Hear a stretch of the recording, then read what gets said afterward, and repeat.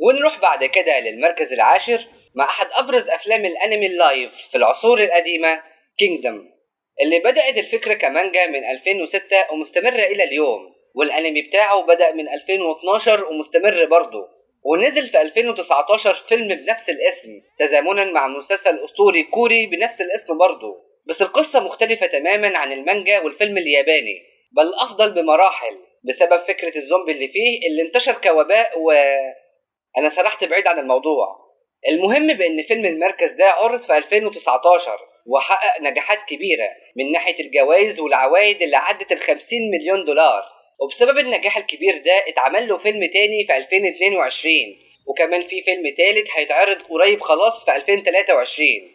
وأحداث الفكرة بشكل عام قبل الميلاد ب 300 سنة تقريبا، أيام ما كانت الصين مقسمة ل7 ممالك وفي صراع بينهم، وكل مملكة بتحاول تفرض كلمتها على الممالك التانية. ووسط المعمعة والحروب دي هيجي شابين بيحلموا بتوحيد الممالك ووقف سفك الدماء، لأنهم اتيتموا بسبب الحروب دي وبقوا في منزلة العبيد. وبعد كده واحد منهم يتاخد علشان يخدم في القصر، وهتحصل حوارات كتيرة ويرجعوا يتعاونوا مع بعض علشان يحققوا حلمهم ويبقوا أعظم قادة، وغالبا واحد منهم هيبقى أمير أو حاجة زي كده. وفي كمان ناس شكلهم عجيب شبه فولدمورت كده. وهيبقى في قتالات في الفيلم حلوة، بس مش أحسن من روروني كينشن من وجهة نظري.